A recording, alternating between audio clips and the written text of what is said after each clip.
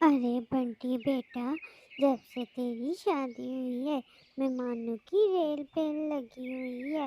اگر اسی طرح مہمانوں کی مہمان نوازی ہوتی رہی تو اتنے پیسے ہم کہاں سے لائیں گے؟ ویسے بھی آپ کی شادی کی وجہ سے ہم پر کافی قرض چڑھ گیا ہے۔ اب تو پاس کچھ نہیں ہے، اب کیا بقت کے لیے بھی ہمیں قرض لینا پڑے گا۔ ہاں، مارکیٹ میں تازی تازی گاجریں آئی ہوئی ہیں، بڑی لال گاجریں ہیں، بالکل تازی۔ بنٹی بیٹا، تیرا دماغ تو نہیں خراب ہو گیا؟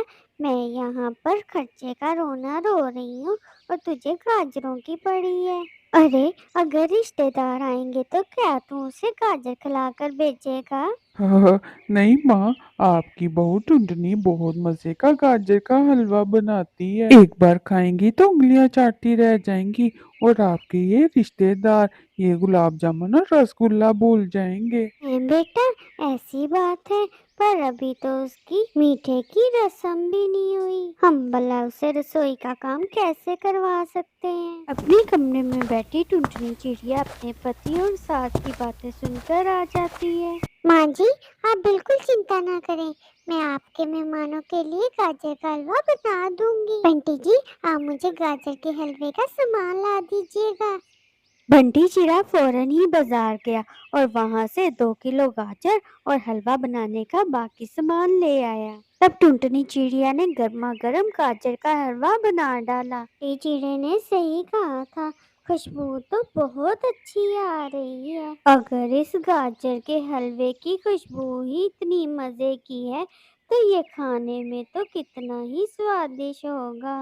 حلوے کی خوشبو پورے جنگل میں پھیل گئی اور پڑوس میں بیٹھی ہری طوطی جلدی سے رانو چڑیا کے گھر آ گئی۔ ارے رانو، تیرے گھر سے بہت مزے کی خوشبو آئی کہ مجھ سے رہا ہی نہیں گیا۔ آؤ بہن آؤ، میری بہو بہت مزے کا گاجر کا حلوہ بنا رہی ہے۔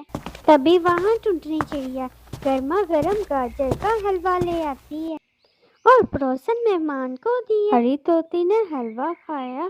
ارے بہو، آپ کا حلوہ تو بہت لاجواب ہے، مجھے تو ایسے لگ رہا ہے جیسے میں کسی ہوٹل میں گرما گرم حلوہ کھا رہی ہوں، اوپر سے سردیوں کے موسم میں ویسے ہی حلوہ بہت مزہ لگتا ہے۔ بہو یہ لے اپنا سگن، ایسے گاجر کے حلوے کے لیے سگن تو بنتا ہے، رکھ لے۔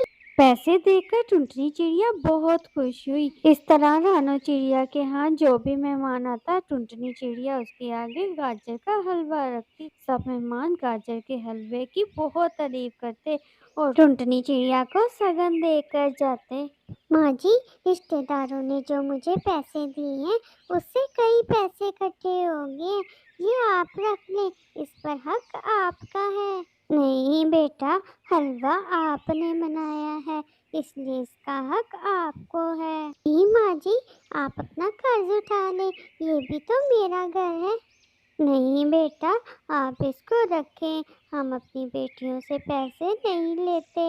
اچھا چلے ماں جی، آپ ایسا کریں، آپ میرے پیسے رکھ لیں، مجھ سے کہیں کھو نہ جائیں۔ رانو چڑیا کو اپنی بہو کی عادت بہت اچھی لگی، اس نے ٹنٹنی چڑیا سے پیسے لیے اور اس کو سنبھال کر رکھ دیے۔ اس طرح کچھ دن بیت گئے۔ ماں، اب میری شادی کو کافی دن ہو گئے ہیں، اب میں کام پر جاؤں گا۔ پر بیٹا، اتنی سردی میں تیری کلفی کون خریدے گا؟ دراصل بنٹی چیڑا اپنے ٹھیلے پر گھوم گھوم کر کلفی بیچا کرتا تھا۔ گرمیوں میں یہ کام بہت اچھے سے چل رہا تھا، لیکن سردیوں میں کلفی کی ڈیمانڈ بہت کم ہو جاتی ہے کیونکہ سب پنچھی گرم گرم چیزیں کھانا پسند کرتے ہیں۔ ماں، تو پھر میں اب کیا کروں؟ میری شادی ہو گئی ہے، اب تو میری ذمہ داری اور بھی زیادہ ہو گئی ہے، اور ہم اوپر سے رہتے بھی کرائے کے گھر میں ہیں۔ ماں ایک کام کرتا ہوں، میں مزدوری کی تلاش میں نکل جاتا ہوں، جہاں بھی کام ملے گا میں وہاں کام کر لوں گا۔ ہاں بیٹا، یہ ٹھیک رہے گا۔ پھر بنٹی چیڑا کام کی تلاش میں نکل جاتا ہے۔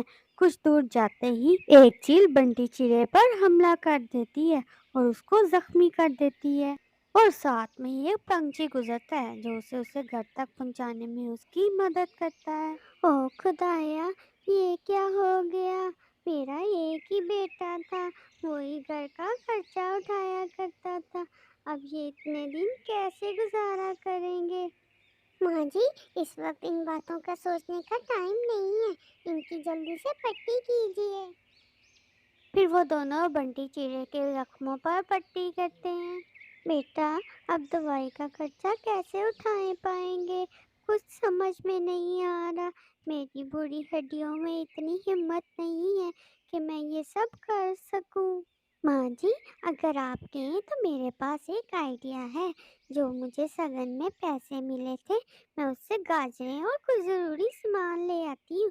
फिर मैं गाजर का हलवा बनाकर हम उसे बेच आया करेंगे। होम डिलीवरी सर्विस देंगे, जिसने भी लेना होगा वो घर से पिक कर लेगा। इस तरह हमें ज्यादा ख्वारी भी नहीं करनी पड़ेगी और कहीं जाने की जरूरत भी पेश नहीं आएगी।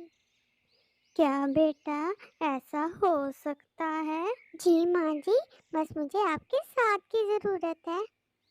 बेटा, मेरा साथ तो हमेशा आप दोनों के साथ है। आप जैसा कह रही हो वैसा कर लो। मुझे तो ये आजकल के ऑनलाइन बिजनेस की कुछ समझ बूझ नहीं है। फिर टूनी चिड़िया हलवा बनाने का काम शुरू कर देती है। देखते ही देखते उसके ग्राहकों की तादाद बढ़ रही थी। सब ग्राहकों को टुकनी चिड़िया के बनाए हुए हाथ का हलवा बहुत पसंद आता है। ऐसे ही कई महीने गुजर जाते हैं और बंटू चिड़ा भी अब सेहतमंद हो गया था और वो भी इसका साथ खड़ा हो गया था। डिलीवरी पहुंचाने का काम बंटू चिड़ा ही किया करता था। इस तरह वो बहुत सारा पैसा कमाने लग जाते हैं। दोस्तों, आपको ये कहानी कैसी लगी है कमेंट में ज़रूर बताइएगा। मज़ीद ऐसी कहानी के लिए चैनल को सब्सक्राइब कर दें।